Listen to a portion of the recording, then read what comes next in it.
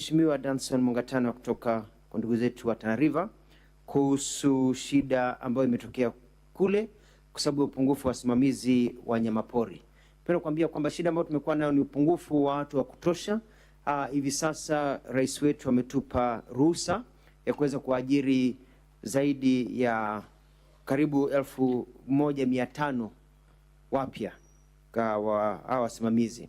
Kwa hivyo tutaanza kuajiri hivi karibuni, tutatangaza, wengi tutatoa kule kwa National Youth Service ndio waweze kuwa ukiitana wako hapo wanaweza kuhudumia kwa njia ambayo inafaa, na tukipata hela zaidi tutaweza kuongeza wengine.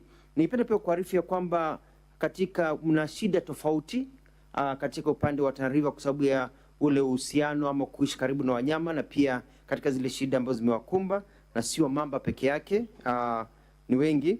Lakini tayari tumelipa katika muhula ambao umepita huu ambao unaendelea, tumelipa shilingi milioni 77 kwa wale ambao wameathiriwa katika county ya Tana River. Moving on to the second question about harassment of tourists and visitors at Jomo Kenyatta International Airport. It is a real concern that I've spoken about. I'd like to inform this House that former Senator, the Minister for Roads and Transport, held a very important meeting with his team, and he has initiated procedures and changes that will be undertaken to make sure that the airport is operating properly in many ways, from its physical perspective to the way the operations run, to the way visitors are received. We're working closely together as one team of government and the Kenya Kwanza government, and we are going to ensure that this does not happen. Yes, definitely, when people feel harassed, there's a problem. I was telling the Commissioner General of KRA that you always have to look at the bigger picture. That most of us, when you're growing up, were given the duty of running after chicken. So we could catch the chicken whenever we had a visitor, so the chicken could be slaughtered. And you could run all over and try to catch the chicken. But at times we saw what our fathers did.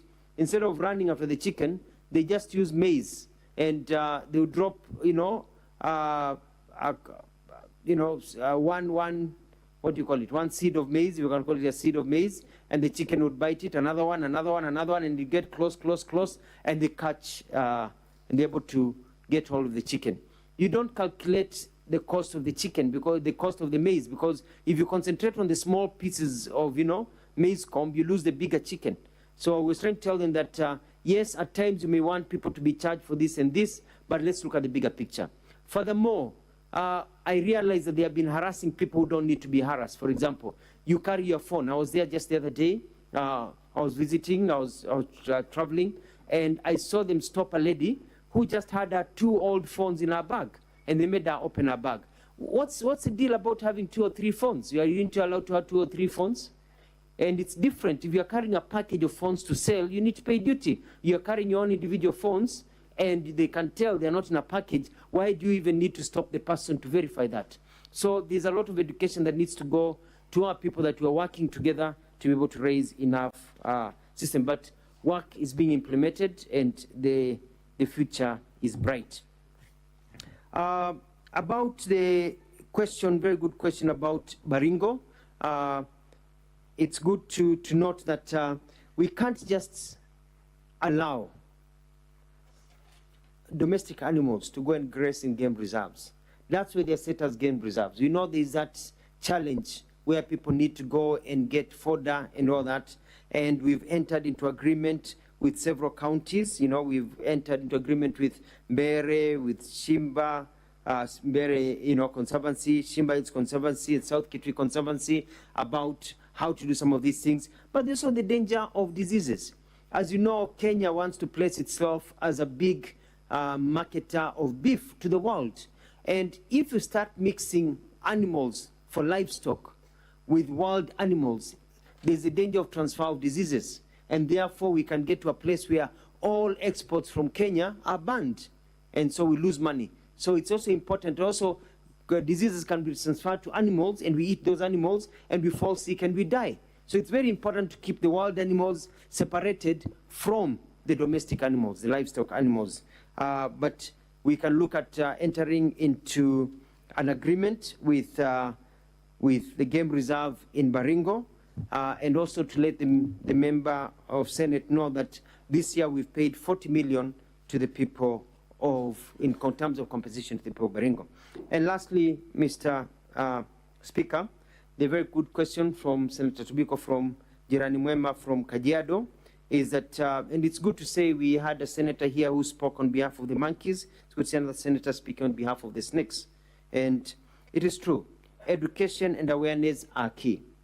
Many people don't know how to identify animals and identify dangerous and non-dangerous snakes and how to deal with them. It's good to note that only 33% of snakes in Kenya are poisonous. 66% are not poisonous. Unfortunately, they don't have a uniform like the students of Riara, where you can tell these ones are from here or these ones are from here, which are poisonous, which are not poisonous. But we can educate people on how to keep away from the snakes. For example, people need to know that when you have chicken in your household, you're inviting snakes to come to your household. You're more in danger of getting snakes to your household when you have chicken around, because they come for the eggs, they come for the chicks. Put the chicken away from the household. That you can also put water buckets and dig, make some water areas for the snakes away from your home. So snakes zinapindukia huko, zinakunywa maji, zinaenda mbali. By also looking at the gala where you put your maize and ensuring that it is airy and you don't have rats, because they come for the rats and then they meet you on the way and then they bite you. So it's about awareness, and we are going to do it much better. I think it's a very good idea that work on that. About the antivenom, I had said earlier on that we are about to start manufacturing a process to end up manufacturing antivenom, snake antivenom in our country. So it doesn't have to come from far, but even in the meantime, I'm going to get snake antivenom everywhere. So even as we manufacture snake antivenom, we welcome your offer for us to come to your farm and milk the snakes and have that as part of research process. And also, just to let you know, and to let the members of the public know, Mr. Speaker, with the indulgence, is that wild animals are called animals because they are wild. You can't reason with them. You can't tame them. You can't tame a lion. And that elephants are dangerous animals and they are very fast.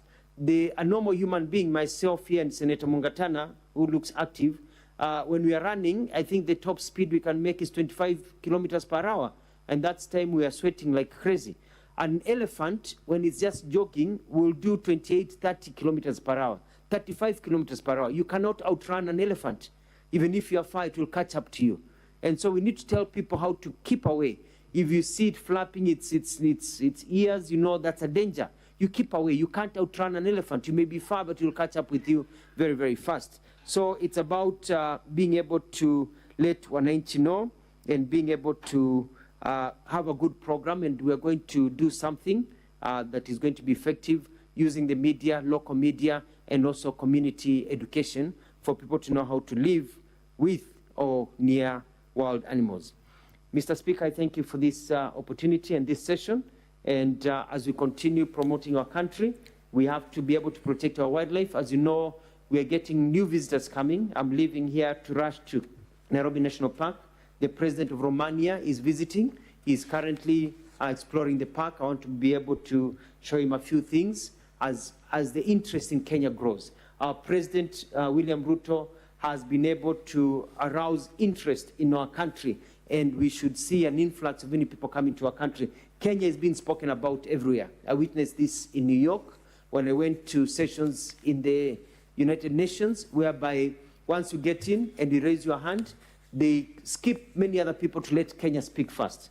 Kenya is now an anchor nation in terms of how we are being looked at in the foreign world, and we should expect very many visitors to come to this country for tourism, for conferences and others, and it is our job to ensure they are comfortable and they're here so they can leave their money behind, so we can create employment for our kids. Thank you, Mr. Speaker. Thank you, Honorable Members. Thank you, Honorable CS.